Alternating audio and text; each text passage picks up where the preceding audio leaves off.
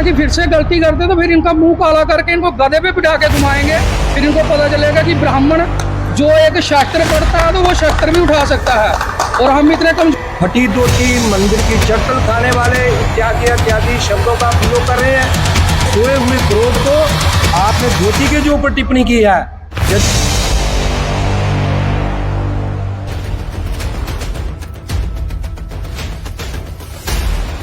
जी पंडित जी, आज आपने अखनूर के परशुराम मंदिर में एक प्रेस वार्ता रखी है एक टिप्पणी को लेके, थोड़ा संक्षेप में बताएं।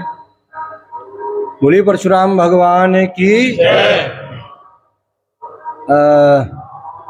मैं आप सब लोगों का बड़ा आभारी हूँ कि आप लोगों ने समय निकाल करके हमारी जो बात है वो लोगों तक पहुँचाने के लिए यहाँ पे आए हैं। हम ब्राह्मण लोग जो होते हैं ना, बड़े शांति प्रिय होते हैं, बड़े दयालु होते हैं, आशीर्वादी होते हैं। लेकिन यदि कोई व्यक्ति विशेष टिप्पणी विशेष वर्ण के ऊपर करता है और विशेष कार्य करने वाले जैसे पंडित लोगों के ऊपर उन्होंने कुछ टिप्पणियां, कुछ ऐसी गलत बातें जो लिखी हैं, यदि उनको किसी पर्सनल कोई उनको परेशानी है तो वो उस व्यक्ति से मिल सकते हैं। यदि वो ये समझते हैं कि हम समाज के किसी भी व्यक्ति को, किसी भी वर्ग के लोगों को हम कुछ भी कह सकते हैं, तो ये उनके लिए शोभनीय नहीं है। वो अपने आप को डॉक्टर कहते हैं और अपने आप को वो राजनीतिक कहते हैं और वो बड़े हुए हैं, वो उनके गुरु होंगे, कोई उनके पंथ के भी जो ऋषि मुनि हुए हैं, कबीर जी हुए हैं, यदि उन्होंने उनकी पुस्तकें पढ़ी हों तो वो ये नहीं कहते हैं कि किसी विशेष वर्ग के ऊपर उंगली उठाएं। आपको आपत्ति क्या है, वो हमसे मिलिए, हमको बताइए कि आपको आपत्ति क्या है। यदि आपको कोई आपत्ति नहीं है तो फिर आप किस बात के लिए फटी धोती, मंदिर की चड़तल खाने वाले इत्यादि इत्यादि शब्दों का प्रयोग कर रहे हैं। तो हम बड़े शांति प्रिय लोग हैं, पूजा पाठी लोग होते हैं और वेद पाठी लोग होते हैं। वेद जो है वो कल्याण भी करते हैं और विनाश भी करते हैं, ये वेद सब कुछ बताते हैं। इसलिए मैं 3 दिन से ये बातें सुन रहा हूँ और ये मैं व्हाट्सएप पे पढ़ा, मैंने, हमारे साथियों ने, हमारे वर्ग के लोगों ने, विप्र समाज ने ये फैसला किया है कि उनको तुरंत ही जो अपने कहे हुए शब्द हैं तुरंत ही उनको वापस लेने चाहिए। और मैं सरकार से इस बात की अपील करूंगा कि ब्राह्मण के सोए हुए क्रोध को मत जगाओ। हम परशुराम जी के पुजारी हैं और परशुराम जी के पुजारी ही रहने दो।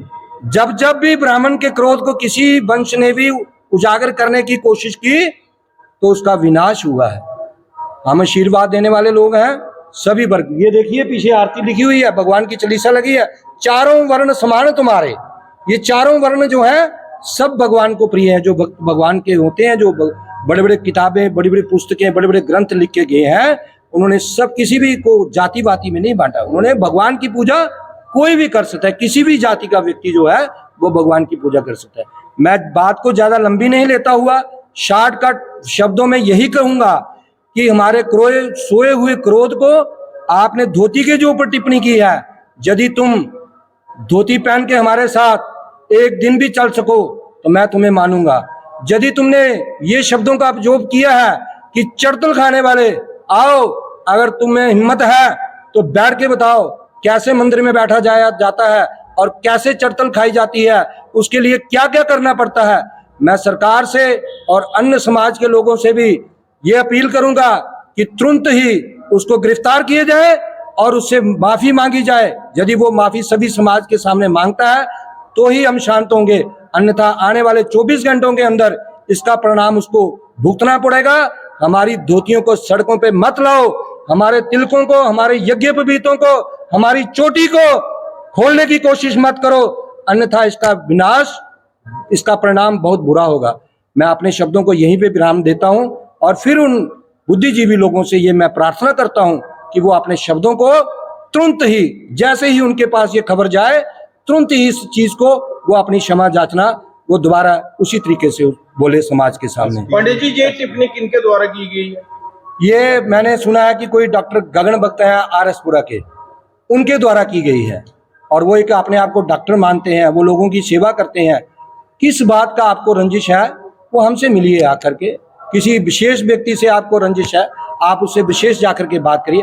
पूरे समाज को इस तरह से लांछित करना या उसके ऊपर ये टिप्पणी करना, या चोटी के ऊपर, हमारे तिलक के ऊपर, हमारी धोती के ऊपर, हमारे मंदिरों के ऊपर, हमारी चड़तल के ऊपर किसी प्रकार की टिप्पणी को भी ये समाज बर्दाश्त नहीं करेगा। हम शांति प्रिय लोग हैं। मैं फिर भी कहूंगा कि हम नहीं चाहते हैं कि जो पिछले दिनों किसी भी बात को लेकर के हंगामा हुआ, किसी भी जाति के लोगों ने किया, सभी का सहयोग मिला, उस प्रकार का हम किसी भी प्रकार का सड़कों पे नहीं आने चाहते हैं। हम सरकार से निवेदन करते हैं कि उस व्यक्ति को तुरंत ही गिरफ्तार किया जाए और उसके ऊपर कड़ी से कड़ी जो है वो कार्रवाई की जाए, अन्यथा आने वाले 1-2 दिनों में इसका परिणाम जो है वो बुरा होगा। धन्यवाद। आज ब्राह्मण समाज द्वारा भगवान परशुराम जी के मंदिर में आज आपने एक प्रेस वार्ता रखी है एक टिप्पणी को लेके, हमें थोड़ा संक्षेप में बताएं। यही कि जो गगन भगत ने ब्राह्मणों के खिलाफ बोला है, उस इंसान को इतनी शर्म होनी चाहिए कि जिस समाज ने सबका उद्धार किया है वो उसी के प्रति कुछ गलत बोल रहा है। और हम सरकार से भी यही मांग करते हैं कि इस इंसान को सजा दी जाए और जैसे इसने ट्वीट किया है वो उसी तरह ट्वीट करके सारे समाज से, सारी बिरादरी से माफी मांगे। अगर ये ऐसा नहीं करता है तो इसका अंजाम इसको भुगतना पड़ेगा। हम तो इस जैसे इंसान को ये चाहते हैं कि इसको इसके ही बिरादरी के लोग भी पूछे कि वो किस तरह की टिप्पणी कर रहा है, और वो पीछे ये भी देखें कि जो भगवान परशुराम की झांकियां निकलती है इनकी बिरादरी उसमें बढ़ चढ़कर हिस्सा लेती है। अगर वो ऐसे करते हैं तो फिर ये कैसे बकवासबाजी कर रहा है और इसकी कैसे इतनी हिम्मत होगी कि एक समाज को ये इस तरह बोल रहा है। लेते हैं उसके बाद फिर ये इसी तरह की हरकत करते हैं, तो क्या सिर्फ माफी मांगने से इनका जो मसला हल होता है? नहीं, अगर ये इस तरह की फिर से गलती करते तो फिर इनका मुंह काला करके इनको गधे पे बिठा के घुमाएंगे। फिर इनको पता चलेगा कि ब्राह्मण जो एक शास्त्र पढ़ता है तो वो शस्त्र भी उठा सकता है, और हम इतने कमजोर नहीं हैं। जब हम उठते हैं तो फिर दुनिया हिलती है, ये सबको पता है। इतना ही कहते हुए अपनी वाणी को विराम दूंगा। जय श्री राम, जय परशुराम।